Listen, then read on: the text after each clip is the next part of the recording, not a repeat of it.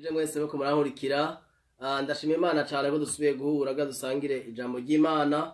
Harazi igihe kinini cyane gose ngira ngo haze nkuko cyameza bindibaza ntagira video live ka kuri Facebook ariko kandi iyi video naho ndazi yuko ku bantu nko murankurikira ndabaye kaze mwese babandanye muza mwitaba abantu muri ku murongo nko badukurikiraga ngo dusangire ijambo nkuko mubona ikibazo nashize ko kivuga ngo mbega umukristo hayica kwiye gukora mu kugendera mu buntu bw'Imana. Ni kibazo ciza cyane ni twibaza abantu benshi bibaza ariko cyane iyi video ndayigize no munsi iyi video ndayigize mu kwishura ibibazo nabajijwe n'abantu batandukanye abantu batandukanye bambajije bacigwa kuri Facebook, hari abandi banyandikiye kuri WhatsApp biciye mu kiganiro mporangira kuri WhatsApp cyitwa ukuri kubohora aho ntanga inyigisho buri munsi buri gitondo. Ariko abantu benshi iyo post barayibonye kuri Facebook ndanayishana kuri WhatsApp hamituma hari abantu bagira ibibazo bitandukanye. Iyi video kumbure muzoyubirabira n'ahandi nko kuri YouTube mushaka uzoyirabiraho uko kwirabira kuri YouTube naho nyene neza ko ibibazo byawe biza kwishurwa. Rero ako cyane nashaka no munsi iyi video tugatugire ngerageze kwishura ico kibazo. Ni kibazo gikomeye cyane abantu benshi akunda kwibaza.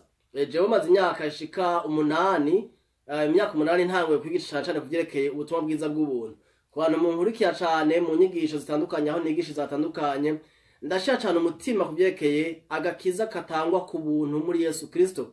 Rero uyu muntu yigisha ubutumwa bwiza bw'ubuntu hari abantu babitahura mu buryo butandukanye. Abantu batandukanye hari ababigisha ijambo ry'Imana kumbure bafite ko bavyumva nabo, hari ababa batarizera Yesu Kristo nabo nyine bafite ko bavyumva, hari n'abandi kumbure bari kubariga ku buntu bw'Imana ariko nabo nyene bamwe bakabifata yuko ari ukuri atamuri ubutumwa buvuga cyangwa bukumviriza, abandi bakavuga bati eka ibyo bintu by'ubuntu bw'Imana tubintu tubikeneye.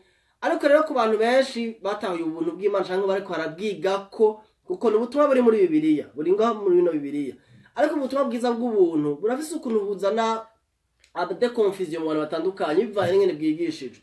Rero navuze nti simaze imyaka nyinshi canke mike ariko ndabivuga kuva mu mwaka wa 2009 kwezi kwa mbere Imana yamishuje ubutumwa bwiza bw'ubuntu. Si ikintu cyari gishasha nk'igishasha nko kwensha ndavuga ngo ni movement cyangwa ni kuha ngo ni za nyigisho zabanaka oyaye n'ubutumwa bwiza bwa Kristo niko biri ubwita. Rero abantu benshi bagira ikibazo nko nako ndavuga muri myaka 8 nagenda abona uburyo nigishije jewe canke abandi bigisha, ariko nkasanga ikibazo gikunda kuvuka. Hari abavuga bati agakiza ni ku buntu kandi maze kwakira ubuntu nta bikorwa byawe bisubira kujamwo. Hakaba abandi bakubwira bati abigishije mu ry'Imana nabo bavuga bati ibikorwa by'Imana utabikoze ntuburakizwa. Abo rero bafise ama extreme bose bajako. Abakiriye Kristo batahuye ubuntu bw'Imana hari igihe baja kuri extreme kuvuga bati agakiza tukaronka ku buntu nta bikorwa byacu biba bikenewe ubwa tukakire, kandi umaze gukizwa ubona igikorwa ukwiye gukora. Nta kintu na kimwe ukwiye gukora, bakubwira bati nta gikorwa na kimwe ukwiye gukora, ahubwo umuntu akubwira yuko ukwiye gukora kimwe akagusubiza mu mategeko. Hakaba n'abandi baca bahagarara cyane ku bikorwa cyane. Abo bose bafise amadanje bajamwo bamwe nuko bashaka kuja ahantu bakubwiye yuko atakintu na kimwe ukeneye gukora, atari nico gikora. Yesu yabikoze byose, yabirangije byose, kandi nawe atakintu na kimwe ciwawe ukwiye gukora, nta nguvu ziwawe ngizo ni nguvu z'umwana w'umuntu kurigisha.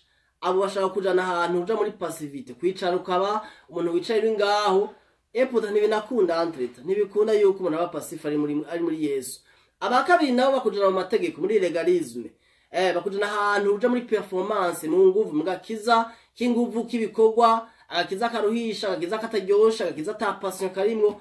Abo bose urumva na extreme atandukanye umuntu ashobora kujamo. Rero je mu gihe gitonya maze ndiko ndigisha namaze kwigisha ibintu bitari bike byinshi cyane vraiment, ariko kandi niko umuntu yiga niko agenda arahishurirwa.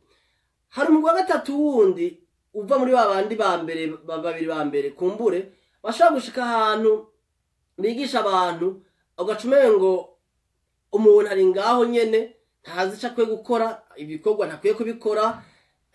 Ahandi akubwira bati ubuntu bw'Imana bwaraje warahejeje, umuntu aca ati none je nkora iki? Ibikorwa by'Imana ndabibona muri Bibiliya ko biri iminsi kubikora, kandi Bibiliya yanyereka yuko agakiza kataronkwa ku bikorwa by'umwana w'umuntu. none jewe ndi hehe. Ugasanga rero n'uburyo twigisha rero buratandukanye, n'ingene dutahura abantu batandukanye, ugasanga turi ahantu tutera confusion. Jewe nibaza ko uko umuntu agenda arakura, umuntu yambwiye ati wowe ko harawigisha mu myaka iheze siko wigisha ubu, atari ibintu agirongeramwo. Yari umugezi ko turaganira, ambwira nti je nibaza yuko atabintu nagendongeramwo, ahubwo niko mvuga ku byari bisanzwe bihari, kumbure ntashira ko inguvu nyinshi. Abantu bigisha menshi no munsi turashira inguvu cyane kuri identity. Niyo muvuma hari uvuga muvuma niyo niko igihe tugezemo kiri. Abantu barashaka kumenya ico bari cyane, kumenya who you are in Christ Jesus, kumenya identity yawe icuri. Ariko mwene data nagira ndakubwire, kumenya Kristo icari, kumenya icuri muri wowe ni byiza, ariko no kumenya ingene ugendera muri Kristo ni ikintu gikomeye. Kuko navuze hari abantu dusanga bashize ahantu abantu umenga ikintu ca sanctification nigikenewe, cyo kwezwa nigikenewe. Ugasanga umuntu akubwiye ngo ntacukwiye gukora, hakaba hari amaverse menshi ushaka gusoma akubwira ibyo ukwiye gukora, ugacabaza none ibyo bibiri mbwira ngo nkore nije ndabikora, nindabikora ni mwe mu Imana bikora muri jewe. Ugasanga umuntu arahana mu kirere yibaza byo yokora. Bamwe ugasanga mbere na hariho n'ibintu bimwe bimwe jewe amusosore kubivuga, defo ndaba nk'umurundi, ndavye mu barundi bene wacu kumbe n'abanyarwanda, hano maze kuja mu barundi n'abanyarwanda n'abanyamurenge kumbure, eka mvuga biwacu abandi ndabihoze. Ugasanga hariho ibintu tumugwaruka kora gutahura ubuntu bw'Imana nabi, ugasanga bamwe yamo tugera turabaho nabi, canke twitwara gutariko turigana n'isi cyane, turakora ibintu bitari byiza. Kandi umuntu yakubwira ati ibintu sivyo, bamwe bamaca kubwira ngo turi mu buntu bw'Imana. Mwene data, abantu bakitwaza ubwo buntu, n'abantu twigisha ubuntu bw'Imana nkuko biri bwigisha, akaba yituje dutukwa. Bamwe mugasanga n'abantu twigishije, n'abantu twareze, n'abantu twabwiye ubutumwa bwiza, kwara kumbura yitwa ngo yarahishuriwe. Bamwe bacaga n'ahantu batacuha n'abarongozi babo kumbure, kwara tuza ngo twarahishuriwe, ngo twararose hishurirwa, ngo je ndahishuriwe ubuntu bw'Imana. Ugasanga bamwe ntibagishaka no guhanurwa no gukosorwa no kubwira ati no ijambo ry'Imana rivuga gutya. Ugasanga bamwe no kurefreshisa turahezona, mugabo mu bw'ijambo ry'Imana hamaze guhura na benshi, wamubwira ijambo ry'Imana ati none Bible kivuga gutya, aje ahubwira ngo erega ngo Bibiliya ngo no musatu turayandika. Aho je nahuye n'abantu benshi mu Burundi bambwira gutyo onye, abashaka ngo gase pane se mu bintu byose byanditse muri Bibiliya ngo teza gukurikiza ngo ya ngo mpamara ngo muri jewe ngo je numviza Saint Esprit gusa. Mwene data, that's a wrong doctrine. You need doctrine itariyo. Kubera iki nimba dufise ivyanditswe ibinye biratwigisha, turabikeneye cyane, turakeneye kuvyigako, nje tuba tubikurikiza. Ariko kandi ari umwe mu Imana mu mitima yacu, wewe aranavuga cyane, asha no kubwira ibintu bimwe bitanditse muri Bibiliya sindabihakana. Kubera iki mbega abantu mwishengero rya mbere barafise Bibiliya, ba Petero gitangura afise Bibiliya, Bibiliya dufise no ntibari barifise, ariko barafise imizingo misizano rya kera. Nje tuma baratora amaparchement mu gifaransa ariko bayita, bakayatora bakayiga ko bagakuramwo Yesu misizano rya kera.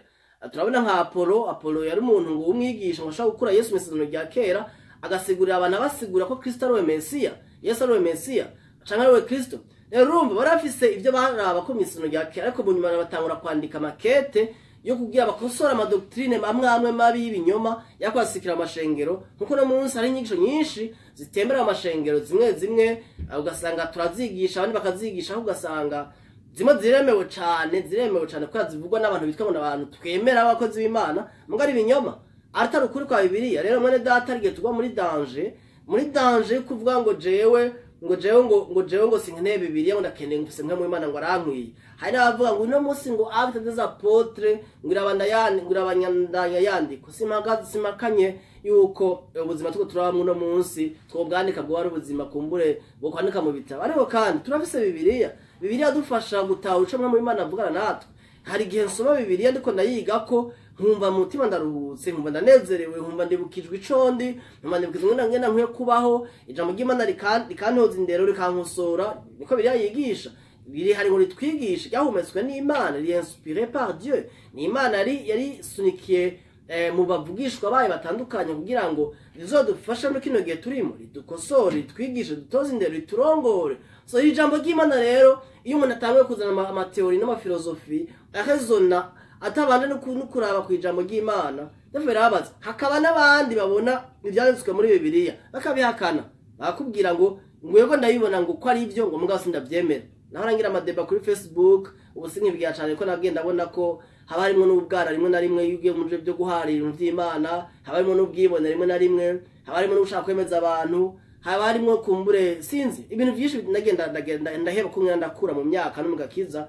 Hagiye twagira amadeba n'abantu kabona uramwetse ikintu mu ijambo ry'Imana ahakibona mugavuga ati sindacemera. Hari n'abantu twaganira live muko muranda tubona namwe bamwe twicaranye ukabereka ijambo ry'Imana kuri kino kibazo kivuga ngo mbega umukristo ashaka gukora imisino rishasha. Rero ugasanga abantu benshi barakubwira ati yego ndabibona mugabo sindabyemera je ntabwo ko nkwiye gukora ntusubize munsi y'ibyagezwe. Naho yera abantu batandukanye bamwe babigisha bahagarara bakigisha abantu inyigisho nk'izo zigaretera confusion abantu. Mwene data nashaka dusome ijambo ry'Imana Abanyefeso 2 Ephesians chapitre 2 verset 8 à 10 ndibaza. Abanyefeso 2:8 ni gusha 10 aravuga ngo ubuntu bwo bwabakije kukwizera nabyo ntivyavuye kuri mwebwe n'ingabire y'Imana. Vous êtes sauvés par la grâce au moyen de la foi. Et cela ne provient pas de vous, cela provient de Dieu. Numva ni Imana iba. You are saved by grace. N'ubuntu bw'Imana bwawukijije. Rero ubuntu bw'Imana bukora mu buryo bubiri. Ubuntu bw'Imana cyo bukora mu ntango buradukiza, buratuzanira Kristo bukaduha agakiza ku buntu. Biratubwira muri Romains 5:8 abarima 5:8 atubwira ngo Imana igaragaza urukundo rwayo dukunze ko yaduhaye Kristo ngo adupfire tukira abanyabyaha. So mwene data Imana yagaragaje urukundo igukunda ko yaguhaye Kristo ngo agupfire ukiri umunyabyaha. Iyo nico bita ubuntu bw'Imana. Ntiyagukunze ko rumeze neza, ntigukunda ko rumeze neza kora ibintu byiza no. Jewe ntiyankunda ndi umuntu umeze neza ni namaniko ndavuga ni gute wowe uja kwa muganga kandi ukomeye no tuja kwa muganga ko tugwaye. Rero muganga akunda amahera yawe mu mwanya munini ugiye kuraba abaganga babikora babikunda ariko haro benshi babikora ko amafaranga ko arakazi kaba amahera menshi. Ariko Yesu n'umuganga agakunda n'ukumeze n'amakosa yawe n'ibyaha byawe n'ububi bwawe akemera kaza agukunda ahakwiha aguha ubuzima bwiwe. Ntaza kwagiriza, ntaza kubwira ngo wamunyabyaha ngo twenda kubikorera abandi tubacira imanza ngo ajye n'abasambanyi ngo nimboregwa ngo sinogendana nabajye. Oya, Yesu suka avuga ndituma Yesu ubuzima yabayemo yagendana n'imboregwa, yagendana n'abasambanyi, abamaraya, abanyamibembe, abantu babi. Rero iyo ni image ingene nawe yagukunze, ingene yankunze. Rero ubwo buntu bw'Imana buduha agakiza ni number 1. Ubuntu bw'Imana nibwo bwabakijije. Gukizwa bisigura kuvanwa mu rupfu. Ubuntu bw'Imana c'est par la grâce. Ubuntu ni ikimbega, ni faveur imméritée. Uconeza ni unmerited favor. Ni ibakwe ugirirwa utabere. Ni umuntu yoguha ikintu utarumerita hamuvuga uti jewe vraiment sindanabikwiriye ibi bintu. Ariko ukazobona uwo muntu kintu arakikuzaniye umunsi mutakimusabye utari witeze ko nakiguka ukazobona arakikuzaniye pam arakikugabiye. Niko Imana yagukoreye muri Kristo Yesu. Haleluya. Niko Imana yagukoreye muri Kristo Yesu. Imana yagukoreye yaguhaye Kristo je kukurondera iragukiza. Ubwo buntu buradukiza biciye mu kwizera. Ukwiza niki? Nukwemeza neza utakekenya kw'ivyo Imana uvuga ari ukuri. Rero kwiza ko Yesu yavuye mu bapfuye ukavyemera mu mutima ntubikekeranye ntubibona nturanabikorako warunakoze niyo Mana usenga nge nisa ntayuzi uwo Yesu usenga ntawuzi se waho ndio ku mafoto baratwereka ngo ujya umuzungu w'amaso ya bless ujya ijana amafoto y'umuntu yakinye amafilme. Yesu wa vrai ntawabonye ntawuzi ko yafuye akazuka nabo kwaza preuve yaje bitanditse muri Bibiliya ntadushaka guprove ariko deep down mu mutima wawe ukemeza ko Yesu yafuye akazuka hanyuma bigahinduka kuri mu buzima bwawe ukabibamo nk'ibyabaye kandi utavyo urabona. Uko niho kwizera. Rero ubwo buntu bw'Imana buratuzana bukaduha ingabire y'agakiza bukaduha ukwizera bukadutuma twizera Imana. Nibwo nimwe mu Imana akangura imitima yacu kugira ngo dushobore kwizera Yesu Kristo. N'ubuntu rero cyo gukora buradukiza ntibyavuye ku bikorwa byacu ni ingabire ni don c'est un cadeau ni cadeau c'est a gift ni cadeau Imana yaguhaye mwene data. Agakiza si ibikorwa byawe bituma ukizwa. Jewe naho arashaka guheba inzoga kugira umuntu w'imboregwa mu bandi umuntu nyene bamwe bayitonda umuhimbiri hari abantu nakira gakiza bavuga ngo yo ujya mu type ari imboregwa. Ari no munsi n'abantu bambona ndiko ndavuga ubutumwa ngo wewe warakijijwe ngo nta muntu atokizwa. Umbiza benda nta muntu atokizwa kubera iki? Ubuntu bw'Imana burahari kubgawe agakiza narakakiriye kubera ingabire ya Kristo. Sayumvire uwo mwami azaguha ingabire akakwihaga ubuzima bwiwe. Incho yose yakoze ntibiva ku bikorwa byawe. Nashaka guhinduka ngo bikamenya inzoga nkaze ukwezi kumwe amezi abiri nkacasubira nshise kwirigara hasanga ikiyago cateramye nkasubira nkanywa umvize hageza kwihindura keshi nkaba kwiba nkagira ibiki ariko mu nyuma nkabisubiramwe nje tuma benshi mashaka kuvuga ngo nje nzoza gukizwa narahindutse ngo nza gukizwa ngomeze neza ngo narahevye ibintu nibi ingo uko nyene uri uko nyene Yesu uri niko gushaka kugaje gupfira utaranabaho yagukunze utarabaho ubwo niko rukundo rw'Imana iyo miséricorde y'Imana iyo mercy of God ni sa grâce n'ubuntu n'Imana iguha irakwiga ha Kristo kugira ngo ugire ubuzima bushasha ubuzima bw'intsinzi bwo muri Kristo Yesu haleluya mukundo wakurankurikira nashaka ndakubwira iki kintu ubuntu bw'Imana bwawe kijije ntibiva ku kugwa byawe murongo w'icyo cubandanya ngo ntivyavuye ku kugwa kugira ngo hoye kugira uwirariya cyangwa wiyemera cyangwa wirata witapa ntibiva ku ma œuvre ya ku bonne œuvre ya ku la good works zawe kugira ngo ugende uravuga ngo ya ngo jewe ngo hari abantu bakavuga ngo je nta muntu yambwiye ubutumwa really unimba atamuntu yakubwiye ubutumwa nturavuga bwa kabiri kuko twese tukizwa kubera twumvise ubutumwa bwiza kwizera kuva mu kumva iki ijambo rya Kristo so rero kwizera Kristo niyo gutuma uronka agakiza kubuntu bw'Imana ningabiye sibikorwa byawe suko wakoreye cyane suko wasenze cyane suko wavuze ubutumwa bwiza cyane suko usenga cyane suko ugorora suko utivye cyangwa utasambanye hari aho ngo jewe sinivye jewe sinasambana ngo jewe sinaborega ngo nta mabwate ngo jewe ndibi nibi urumva ngo jewe ngo urabona ngo jewe reka mama wanje ariko bajya ngo barya nabo ngo nta bakiza ngo bagira ibintu bumvireza hari abantu bazi ko agororotse ariko imbere y'Imana ubugorotsi bw'umuntu ngo ni micafu niko birayigisha so nta mugorotsi numwe hari nta numwe bose baracume ntibashikira ubwiza bw'Imana ariko ibajustifia par sa grâce ibatsindanishiza kubw'ubuntu ibagira abagororotsi kubw'ubuntu ibagira abakiranutsi kubw'ubuntu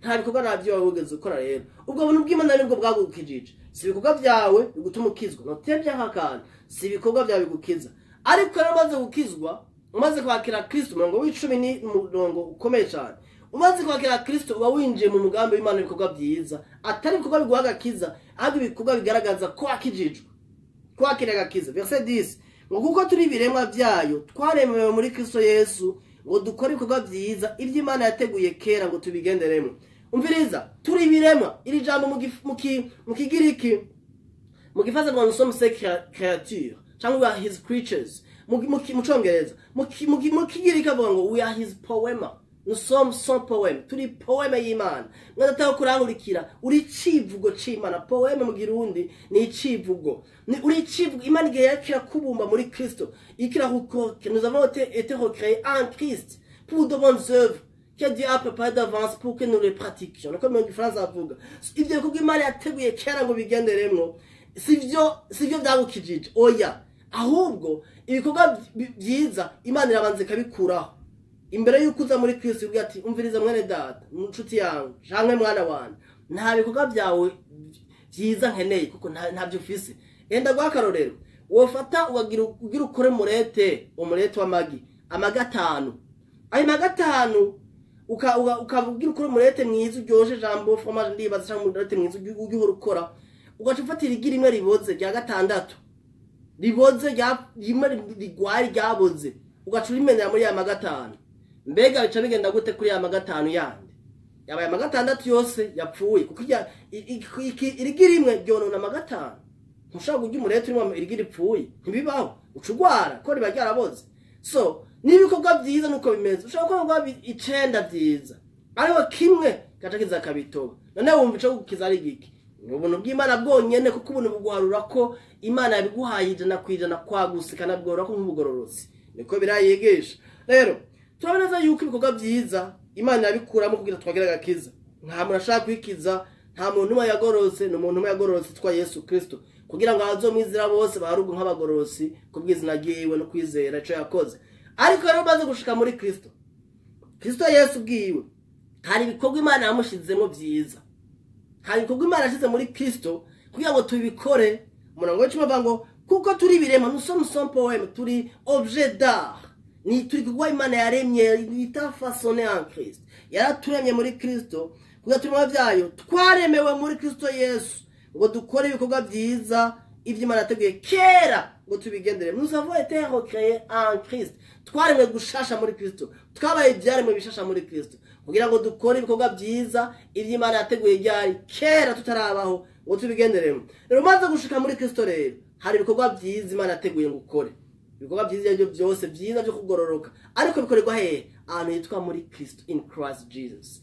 Rero igikorwa cyose gikozwe kidakorewe muri Kristo, gikozwe mu mubiri ni igikorwa gipfuye. Ndashaka gukora ibikorwa by'Imana mu mubiri ndashaka kuvuga ubutumwa mu mubiri, birabaho ukaririmba mu mubiri, ugakora ibintu byose ugafasha abantu mu mubiri kugira ngo bakubone, bakwemere, baguha amasikise. Wowe popiri no munsi turakora ibintu byinshi twabona iby'Imana muri Twamugira entre guillemets, tukaririmba indirimbo nyinshi nziza zisona neza ku matwi ariko atabuzima bwa mpemu burimo, atari mpemu yakivyaye. Hakaba n'undi yiririmba indirimbo ya mpemu ntizopfe yibagiranywe, abantu bakazokomara ko bararirimba imyaka n'imyaka kubera iki yakore mu mpemu, iyo yakore muri Kristo ibyara ubuzima bwo muri Kristo. Hakaba n'abandi dukora ibikorwa byo mu mubiri bwa butumwa, kwigisha ibintu bitandukanye ari flesh, foundation yabyo iri wrong, ari mbi, itubakiye muri Kristo Yesu. Ibikorwa rero dukwiye gukora tukikurongora na mpemu w'Imana. Ibyo bikorwa dukora rero ni mpemu Imana biturongoramo. Ikibazo rero abantu benshi barambara ati Ange Michel ngo dusubije amategeko, umengo kutubwira ngo tuwe mu byaha, wabambaye ngo mu mategeko dukore ibikorwa byacu, umengo wasubiye mu mategeko. Hari n'abantu maze kubimbwira, hari n'abantu kumbera bamwe twatandukanye mu bintu kubera ntacizera inyigisho zimwe bavuga ngo nta kintu umwana w'umuntu akeneye gukora amaze kwakira agakiza. Agakiza nivyo ntitukaronkeshwa n'ibikorwa byacu, ico coco ni ikintu cumvikana. Nta kintu wokora ngo uronke agakiza, ni ingabire Imana iguha. Ariko maze gushika mu gakiza rero Imana yaguhamagara kugendera mu buntu, ico bita la marche dans la grâce, walking in grace, trying the grace walk. Kugendera mu buntu rero turahamagarirwa natwe nk'abantu dufise ubwenge kumvisha mpemu Imana tubwira. Hari umwe datuma yambwiye ikintu cyiza cyane, ambwiye ati erega Ange Michel aterega ati mu bisanzwe warukwiye gushaka akantu kamwe mu yera, kuko navuze nti ntute responsibility zawe kuri mwemu. Hari responsibility mbega wowe ufise mu gakiza mu kugendera ku buntu. Umviriza, responsibility wazifise. Kwakira agakiza nta responsibility ufise. Aho ni abantu benshi bihendera. Kwakira agakiza no responsibility nta nimwe ufise, ni Imana iguha umutima no kwakira mpemu w'Imana, kwakira Yesu muri wewe nimwe abanyagayiza umutima. Muga ndabona handi hano hamwe ibiti ngiye ati kwa abantu ashaka kuwanka ubutumwa bwiza, abantu bigisha bya Bibiliya acana cyangwa ati wakubaraje umutima yumvise ubutumwa bwiza ntaba yatoranijwe. Sije nshaka kujamwo, ariko ushaka kubwira iki? Kwakira agakiza ni ingabire y'Imana, si ikintu ukorera, no kwizera ni ingabire y'Imana, ni don y'Imana. Nimanye no kugira umutima wo kwihana na repentance, umve ukwiswe ni mpemu azakanyeganyeza umutima. Nje tubatamashaka kwihana tumvise ubutumwa bwiza, impossible. Ngo jewe nabyuse no munsi ngo dufata umuntu muri shiri no munsi ngo nabyuse ngo yakira agakiza. Imana itamugendeye muri vision cyangwa mu bundi buryo, oyabanza kumva ubutumwa bwiza, akumva ko ari umunyabyaha, ko akeneye Kristo, hama akamwakira. Aho rero nta bikorwa by'umuntu bijamo. Hamaze kwakira Kristo twabonye ko ari ibikorwa byiza Imana iguhamagara kugenderamo. Tito 2:11 ikadusimbire gata muri tuko shaka audio ndende, video ndende bambisha kugira iyumvikana nziza. Tito 2:11 haravuga murongo wa 11 avango kuko ubuntu bw'Imana bwaserutse buzanira abantu bose agakiza. Ubuntu bw'Imana bwagize iki? Bwaraserutse buzanira abantu bose agakiza. Mvuze bose ni bose, haraca basiga ati bose n'abatoranijwe, ari hagati bose n'abantu bose ku isi. Ibyo nshaka kujamwe no mu kano kanya umwe wese nagendere mu kuragezemwo, ariko ubuntu bwaraserutse bwaraje buzanira abantu bose agakiza. C'est la grâce qui nous donne le salut. We are saved by grace, not by works. Si bikorwa bidukiza, we are saved by grace. Umvireza ngo butwigisha kwikunkumura, et la grâce devient notre enseignant. Hallelujah. Ubuntu buca buhinduka umwigisha. Umviriza ubwo buntu butwigisha ko turi abanyabyaha tutarizera Kristo, bukatubwira ko turi abanyabyaha tukwiye kwakira Kristo mu mutima yacu kandi adukunda twitwararize, yadupfiriye ni fapu twapfanye nawe. Ariko kandi ubwo buntu tumaze no kubwizera buranatwigisha. Tumaze kwigisha la grâce etaranje tuma iyo umuntu yigisha grace y'ukuri, ico bita pure grace yo muri Bible, nkuko intumwa zayigisha, yigisha ibingira mvuge, yigisha ubuntu butwigisha kwakira Kristo kubwo nk'ingabire. Ariko kandi ubwo buntu nyene uca butubera umwigisha, kuko the grace of God is Christ, Jesus is the grace. Yesu niwe buntu bw'Imana, kuko Yesu ubuntu bw'Imana bwazananye na Kristo. Bitubwira ngo amategeko n'ivyagaze byazanywe na Mose, ariko ubuntu n'ukuri byazanywe nande? Na Yesu Kristo. Jesus Christ is the embodiment of the grace of God. Niwe l'image de la grâce, il est la personne de la grâce. Hallelujah. Oh, numva umunezero mwinshi tagira kuvuga. Umviriza. So ubwo buntu bw'Imana butubushitsemo buratwigisha. butwigisha iki? Ngo butwigisha kwikunkumura kutubaha Imana. Number 1. Butwigisha kugira iki? Kwikunkumura. Nous dépouiller mu gifaransa, to get rid of mu Congereza. Nous dépouiller, so dépouiller. Nara kwidepouiller bavuze ngo kwikunkumura. Ninde yikunkumura? Iyo ni acte wo ukora. Kwikunkumura kutagira iki? Kutubaha Imana. Hari muri yambajije ndamubwira ntimviriza. None ko biri tubwiye ko benshi basi n'abantu mbe hari abasi n'abatabitawe n'ibatavyemeye ibyo navuze. Ndavuga ni okay, ndakubaza ikibazo mwene data. None niba biri tubwira ngo ubuntu bw'Imana butubwisha kwikunkumura. Iyo acte kwikunkumura ninde yikora? Kutubaha Imana. Ni wowe bikora. Kwikunkumura bisigura iki? Inkukuru bandiko ndavuga mu kano kanya hazamo ikintu kingiye ko nk'ikintu gitangurirwa canke inyenzi ngiye ko canke kiramva muri make. Kutubaha Imana turabyikura muri make ni acte yiwacu. Abahebura 12:2 avuga ngo nuko rero dukikujwe n'igipfungu c'ivyabona bingana gutyo. Nuko twikunkumura icaga twizingira ko vuba. Muri make tuciyambure, kwiyambure. Umviriza wikureko ikintu cyose gituma utubaha Imana. Hanyuma arabandanya havuga ngo butwigisha kwigumira kutubaha Imana no kwifuza iby'isi no gukunda isi majambo make. Iki ni kintu gikomeye mu kino gihe turimo rero.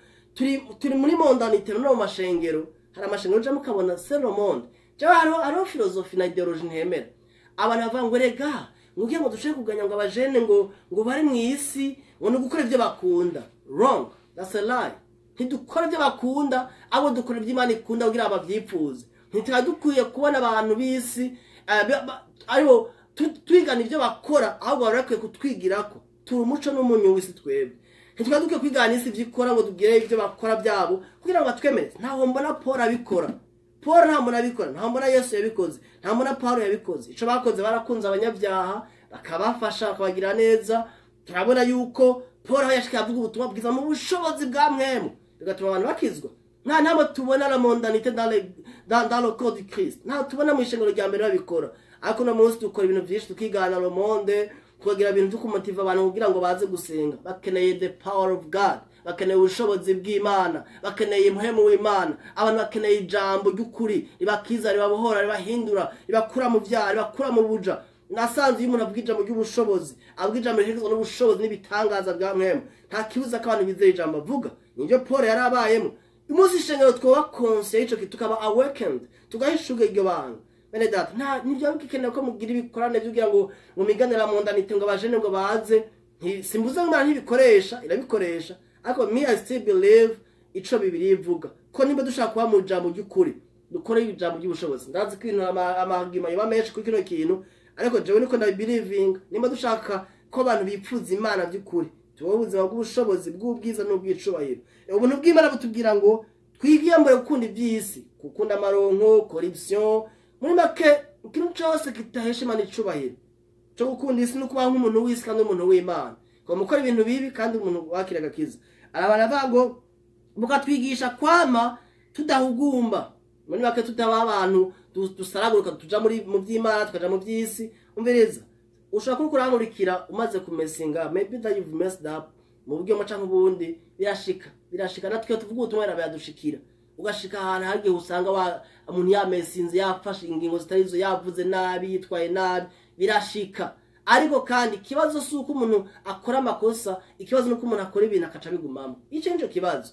Abantu bashabira ngo ujya ngo yagize ibi ujya ngo yagize ibumviriza. Ikibazo nuko umuntu aba mu kintu kikaba mwaka 1 2 3 5 10 ushaka ibintu bisanzwe kuri we. Oya, ico ni kibazo warakiriye Kristo. Ariko ubuntu bw'Imana nyene nibwo buza kwambura izo ngesombi uba waramaze kugurura umuryango ku buzima bw'iwawe. Ngo tugororoka twubaha Imana mu gihe ca none. Umviriza tugororoka ubwo buntu bw'Imana butwigisha kugororoka kubaha Imana muri temps présent, right now, at the right time, this moment. Ni Imana ishaka tubamo. Hallelujah. Ubuntu bw'Imana bugira iki buratwigisha. Grace is a teacher. Grace is a teacher. La grâce est un enseignant. And his name is Jesus Christ. The Holy Spirit in you. Mpemu yera, Yesu numwe. Rero ubwo buntu bw'Imana buca butwigisha ngena twiyambura ingeso mbi. None wocumbwira ngo jewe kanicara rero ngo mpemu yera bazobikora. That's a wrong belief. Nikwizera kutari kuko mpemu yera guhaye ubwenge. Ikindi kinagira mvuga. Bamwe gatuma nacenda mubwira nti none ko biri tubwira ngo twiyambura ubushakanye nk'akarorero.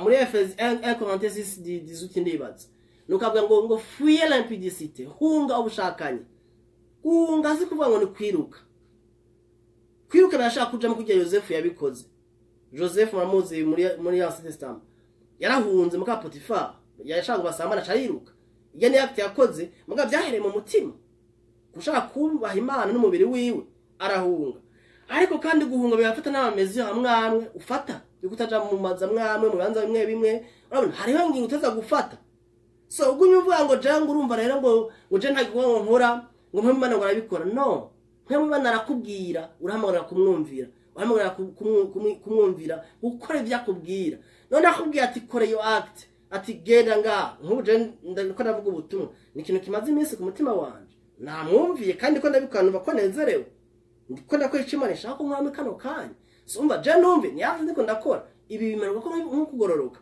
bibiri tubwira gute wayirirwa bapfapfira mu mwami kuko ibikorwa byabo bizobakurikira niko birayigisha ibikorwa byabande byabo nani ibikorwa byamwe mu yera no ni ibikorwa by'iwawe by'iwanje kandi ibikorwa byacu tuzobihemberwa niko bitubwira ariko rino ba mbere 3:10-15 hatubwira ko mu bikorwa byose bizopimwa ngo bigacishwa mu muriro ibikorwa byakorewe muri Kristo muri maka mukwiza no mu kugororoka ngo bizorengana mu muriro ariko ibikorwa byakoze mu mubiri w'umwana w'umuntu mu ngufu z'umuntu mu kwiyemera ngo bizoshwa muri ako umuntu yizeye Kristo ngo yazokugwa nk'uko mu muriro so ibikorwa byacu dukora no munsi birafite uruhare rukomeye bizodukurikira nitwapfa twava muri mubiri so cyo abantu ngo nta bikorwa je ngo nkora untubu uri kuravuga ubutumwa bukwiye turo conseil de Dieu kura yivuga ubu uri kurabwira abantu in partie y'ubutumwa bwiza kandi in partie ya mari mensonge ukuri kudakwine ko witwa Steve McVey yamavuga half the truth is not truth at all it is a lie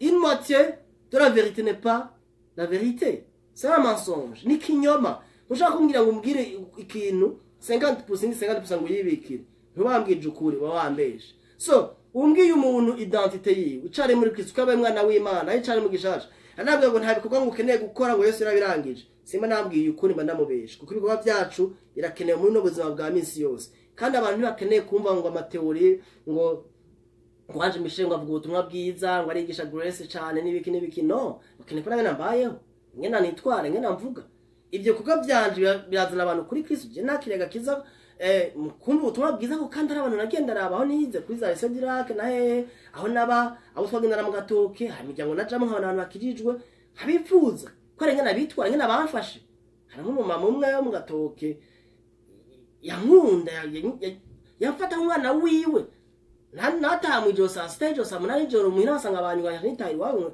nitahirayo ko yarakirijwe agaca ngo mugururire ngo anje bakugaburi namugururiye ko saa munani joro mu magume muri 2000 Imana ishimwe haleluya umama mu gatoki bamwe muramuzi n'umama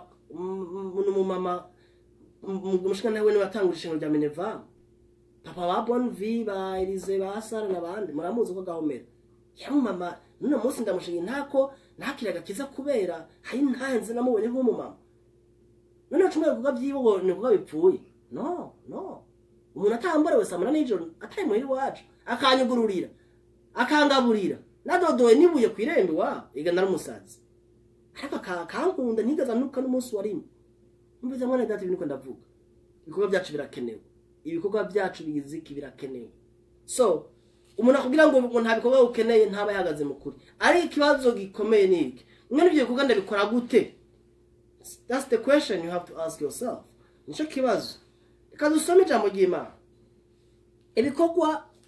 ibikorwa byiza birakenewe ariko turungwa namwe mu Imana galako it's fine nibaza ko mu kwigisha ngaha kuri za Facebook n'ahandi umuntu agenda nk'uganira n'abantu nibaza ko ari byiza niza kuri kurafashwa kurankurikira mwe muri ku murongo kandi mwakoze kwihangana Galatians 5 ivuga gute ngo ndavuga nti mugendeshwe na mwemu no mutazoshitsa iby'akamemere kanyu kifuza je dis donc marchez selon l'esprit ou soyez conduits par l'esprit et vous n'accomplirez pas les désirs de la chair be led by the Holy Spirit you shall not do the will of the flesh umviriza igi urongogwe na kameremere la chair umubiri na ame bikoranye nta kibuza utazo messing up kandi ukijijwe none messing up ni ndaba ya messing up si wewe ko iyo umuntu hagaze ku kuvuga kwa byo kugororoka ashatse tuvuga ngo nibwo byaye ngo ntibikenewe ariko umuntu yakora kwa kibi mukakibona nkuje no kora ikintu kibi kumwenda amaze gukora ikintu kibi kakibona kakimenya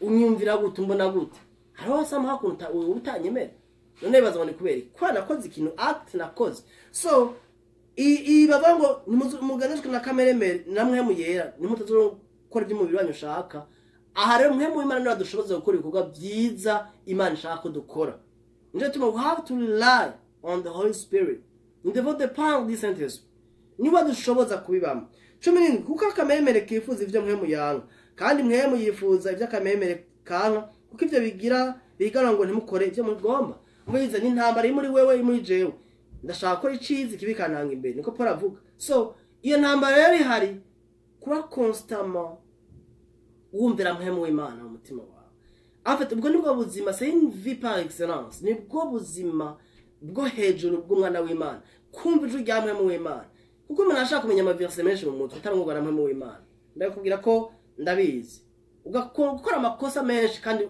witwigisha mu ry'Imana uvuga ubutumwa uririmba kandi ufise Yesu muri wewe ariko kurongwa na mpemu niyo clé nibwo rufunguruzo rero iyo mwe Imana kurongoye gukora ikintu ciza cumvire muri mwe Imana kurongwa no kwizera kabitubwira ikintu cyose kitavuye mu kwizera ni icaha so nimba byitwa ibyaha nuko ari bikorwa kandi umuntu Imana yavutse ubwakaba yashaka gukora amakosa hari abantu ibintu badashaka no kubyumva kubera inyigisho zimwe zinje mu ishengero muri Kristo zivuga ngo wowe ngo nucumura ngo wowe ngo uri kinyabugingo ngo umviriza bakubwira ibintu uri ugakoma induru n'intebe ugaterura ariko bakubwira ati rero hindukiza ukora ibi n'ibi nimba ndaguhamagara kuba gutya na gutya cyangwa ngo ivyo ni byagezwe urasubiza mu byagezwe umviriza ibyagezwe si bibi ni byiza kandi bira kandi bagororotse si bibi ntinabyaha ntinabituka ntitubituka ko byafise kuba byakoze yasi nico bikora no munsi ariko twe turongwa na mpemu turongwa no kwizera turongwa n'urukundo rw'Imana nibyo tukwiye kuba tugahishurirwa so maze kuhishurirwa amabanga mwene data hariho akahopo ugira mu mutima ugaje niko da performa ngo nezereze Imana mu nguvu ziwanje oya ahubwo ndazi ko mwe mu Imana ashoboza gukora ibikorwa byiza umutima wacu wipfuza nuko nkora Imana ishaka ko ku munsi chaque jour namanipfuza mwami ndashaka kwica ushaka ndashaka kunezeza ndashaka kuyambura hari ibintu mbanzi mu buzima bw'iwanje ari stronghold biyabingora ugasanga ndabishira mwami wanje mu masengesho nkasenga hamwe ijambo nkasaba mwe mu Imana bwasenga mwe mu yera nyambura ibintu byose biri mu mubiri wanje biri mu byimviro byanje iyi ni sengesho je na madame tumadusenga ndabwo mwami cyagusabye tukambura ikintu cyose kiri mu mitima yacu mu byimviro byacu mu mibiri yacu kitaguheje icubahiro kitakunezera utagreya kitagutuma tukubera intaye nziza kandi byacari byinshi usanga umuntu agenda ahishurirwa ku munsi gumunsi ukabona kijyana kiriya hari incumazi imyaka nacugwana naco hari ikindi kiba carahindutse identité yawe ku bantu bamwe kwendera vyambura buke turi mu nzira kugera twezwa turi mu nzira kugera tugenda muri sanctification mu yo hanze indani turabera mu mibiri no hanze tugendera mu kwezwa kwezwa bisigura iki to be set apart être mis à part kwitandukanya n'isi kwitandukanya n'ibyaha gukora ibyo mwe Imana kurongora rero mwe mu Imana arakenewe cyane sino kubwira ngo ukore ibikorwa byiza mu nguvu ziwawe ariko nawe urahamagara kwemera ibyo akubwira ubyansura mesinga urakora amakosa nyene none nk'ubu wohura n'ahantu umuntu akugerageza ngo muje kwiba umuntu mwe mu Imana akubwira ati ye ntiwibe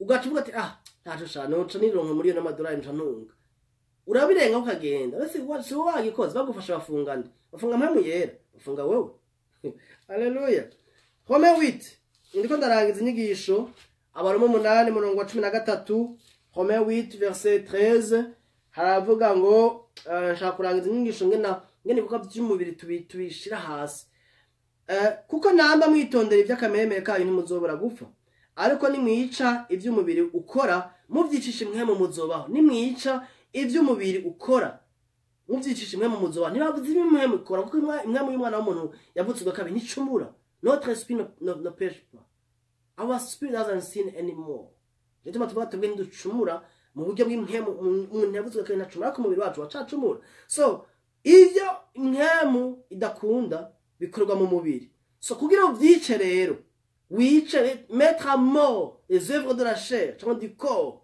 nta kindi ukoresha ni mpemu w'Imana rongorwa na Saint Esprit plus rongorwa na mpemu yera kumva constant mushaka kurongorwa na mpemu yera ikaba ikintu wipfuza kugira ubumwe na mpemu yera ku munsi, ntuzosanga uriko uraba amakosa, ntuzosanga uriko uraba mu bintu, uzosanga ugenda ibikorwa bimwe bigenda birapfa bipfa ugenda uravyica. Ijambo rigufasha, mpemu Imana yagufasha gusenga, ugasenga mpemu Imana yagufasha, umve ugasanga uri conscient y'ubuzima bwo kugororoka, apana kuba conscient yica kuma wimvira icaha. Uko abantu ashaka gucungana n'ibyaha byabo, ya shira amaso kuri Yesu, shira amaso kuri mwe muyera. Numva inyigisho nakubwiye gucuva ngo ngo rero ngiye kugwana muto, ariko biratubwira ngo komba rubo komba durafu ngo mugwa ntambanza yo kwizera. Bene ntambanza yo kwizera tuyikurwana gute? Mukurwana namwe mu Imana, kugendera mu rukundo rw'Imana, gushiga urukundo rw'Imana ico turi muri Kristo. Hame bisigaye buke buke kugenda uramenya iti je kisi ciza, ugafata ingingo yo guheba ingiwe. Hari n'abagenzi Imana ikubuza guheba, ya ico safe pati yo kwiyambura. Hari abagenzi babi cyangwa umugenzi mubi mugendana, Imana ikirakubuza. None uwo mugenzi uwo muheba gute? Imana arakubwira ati ebana ujya muntu azogucana mu makosa, kandi ikintu kiza kononora kibona kiko kiraza. Ariko kenshi turashindira gukora mu mubiri ame n'ivyifuzo by'umubiri yacu, kumwe n'ubwana mugakiza nabyo birabaho, désobéissance. Ariko Imana aravuga ati twiyambure, constamment twiyambure. Rero ibikorwa byawe responsabilité zawe no kumvira mwe mu Imana, kurongorwa n'ibyo akubwira, kwemera gukora ibyo akubwira. Ko ashaka kubwira ati kora ukabyanga complètement, ahubwo n'umuhamagara ku buzima bwawe ukawanga. Ndumva ibyo n'indaba yabikoze si wawe. Somviriza rero turafise uruhara dufise no kwemera kurongwa na mwemwe. Kadusome Romains 6.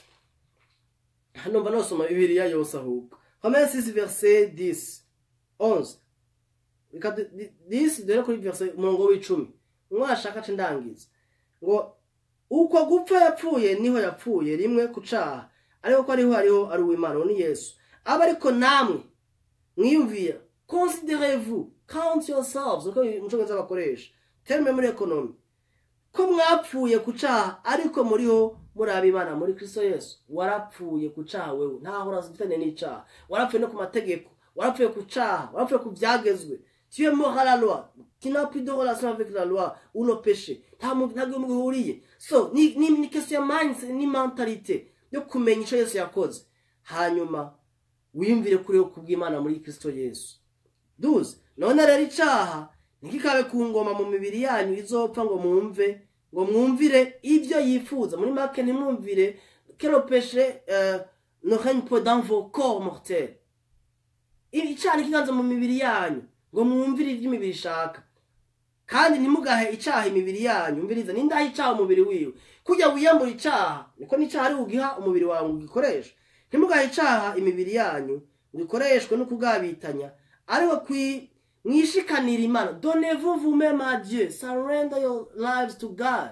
Umviriza, donnez-vous vous-même à Dieu, mwishikanira Imana nk'abazuke bavuye mu bapfuye, n'imibiri yanyu muyihe Imana kugira ngo ikoreshwe no kugororoka. Imibiri yanyu muyihe Imana ugikoreshwe n'ikigororoka. None ndaha Imana umubiri wiwe. Bene data, just nzi ururimi nokoresha rundi, nzi Kirundi n'igifaransa n'icongereza bikenya. No bikenzi mwe mu Imana abikoresha kugira ngo atahuze kumuri abantu akekeranya ahantu. Kuko uvuze ngo jewe naco nkwiye gukora, ca tubaza ikibazo. None ko ngabiri tugira ngo muhe imibiri yanyu Imana ikoreshwe no kugororoka. Donnez-vous vous-même à Dieu, mukoresha igifaransa n'icongereza. Ngo muyimana ngigira ikoreshwe no kugororoka. Umviriza, imibiri itazokoreshwa no kugororoka. 14. Icana kizobaganza ko mutaganzwa n'ivyagezwe, ariko muganzwa n'ubuntu. Muri make ica kiganza abantu hari munsi y'amategeko y'ivyagezwe. Les gens qui veulent vivre sous l'ancienne alliance bashaka ko hari busy mu Mana mugakiza, bari mu ntambara yo kugororoka, bari mu nguvu zabo. Ariko as long as you don't rely on the grace of God, utadepanda ku buntu bw'Imana, kuri mwemu w'Imana, uzonanirwa. Aha rero niho rero abantu benshi baca baja muri confusion. Umva utubwiye ngo ubuntu bw'Imana buduhagakiza, ntabwo bikenewe. Hamuciye utubwira ngo ubuntu bw'Imana ngo butwigisha kwikunkumura, butubwira muri make dukora ibikorwa byiza byo kugororoka. Ariko kandi ubwo buntu bw'Imana nibwo bugushoboza. Ubwo buntu bw'Imana ntibukubwira kuja mu byaha. Rero urakeneye ibikorwa byiza byo kugororoka bihagaze muri Kristo Yesu, ushobozwa namwe mu w'Imana.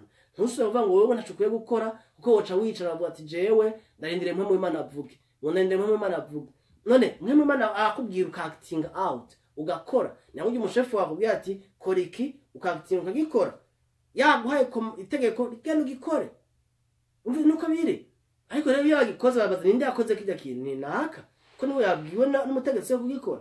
Mwene data tuvyumve yuko agakiza tukuranga ku buntu kandi agakiza tukabeshwaho no mu buntu kandi arandi birivuga ngo nkoreshwa n'ubushobozi bwiwe. Ubwo bushobozi bwa Kristo nibwo budukoresha mu byo dukora ibyo kuba byiza kuguruka bukora mu twa pusama n'ubu tubandi ko ndavuga mwene data jemba naravye kuvuga ubutumwa bwiza ko ndamaze guca mu bintu bitandukanye byo tuma mba discourage kuvuga ubutumwa bwiza byo tuma nshika intege ndamaze nacigiza ntakaza abagenzi benshi muze benshi kuva 2009 natakaje abantu benshi cyane kwa ubutumwa bwiza ndiko ndavuga si muri monde zacu zo mwakizwa abantu usanga bose bahindukira ugasanga abantu bakora kugira ngo ubwira abantu kwa mu byaha ngo ibiki n'ibiki ibintu navuzwa ko cyane natakaje abagenzi benshi ariko nguma mpagarara nguma mvuga nguma nigisha ku munsi aho nobwira umwe babiri batatu ariko kuri mbwa kumenya mwene data mugende mwamwasa ubuntu bw'Imana ngo ni byiza ko umutima w'umuntu gushikamishwa n'ubuntu bw'Imana ko birayigisha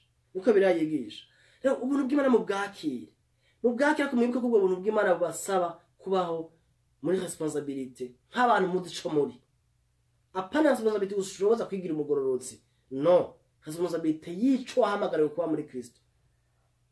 Nje tuma turaplanifya turasenga turakora ibikorwa bitandukanye turi ijambo ry'Imana ntuzokwicara ngaho je ngo mwemwe yarango nanyigisha ngo majibura gata hamwe bansoma Bibiliya ngo naha canke nangwe kamamu mengo na ngo bukeye bene Hedad urumvise ubu murasoma Bibiliya guki no mwemwe nakurongora afite umwanya ukiga ugategura. Rero mwene data numva umengo nyinshi yangiriza ngaha yaraje gusigura amajambo make yumvikana gakiza tugahabwa n'ubuntu bw'Imana. Ubuzima bw'Kristo tubushobozwa kubamwo n'ubuntu bw'Imana. Tushobozwa namwe mu Imana, tushobozwa no kwizera n'urukundo rw'Imana. Ariko kandi ubwo buntu bw'Imana buratwigisha ibyo dukwiye gukora. Aho rero niho responsibility yawe ukikora. Nababwiye ni Bibiliya tugira ngo nimuhunga ubushakanye cyangwa ubusambanyi. Acte yo guhunga no kwanga iyo acte yo gusambana niyi ninda ayikora. Ni wewe biragusaba kuhaguruka ukiruka. Ngamwe yanje ukubwira. Kurazi icyo gukora ngiye gukora. Bibiliya tubwira ngo Paul avuga muri Efesiens 4:27 ndibaza ngo uwahora yiba nareke kwiba koresha amaboko yiwe kugira ngo afashe abagowe. Nimba hora wiba genda hagarike kwiba hamukoresha amaboko yawe ufashe abagowe wifashe nawe ufashe abagowe. Urumva ivyo nibyo hamara kubamwe kandi Paul arabwiye ngo nimuhanura abantu babaye mu kajagari. Hari abakizwa babaye mu kajagari benshi muri dezozo benshi ni benshi. Imana yashaka yuko tuba mukure nuko rero numvume ngo nurangiza inyigisho yanje nangije ngaha senga Imana ngo umuntu wese ko arayumviriza cyangwa yumvirije ibafasha abantu bose muri online mwakurikiye online kuri Facebook ndabashimiye abazoyumviriza cyangwa kubayumviriza kuri YouTube naho nyine ndasenga muhemu w'Imana ngo aguhishurire ubuntu bw'Imana bene data ubutumwa bwiza bw'ubuntu duke kubuvuga duke kuvuga nuko nibwo butwigisha kuba Imana kugororoka kuyizera nta bundi butumwa buhari.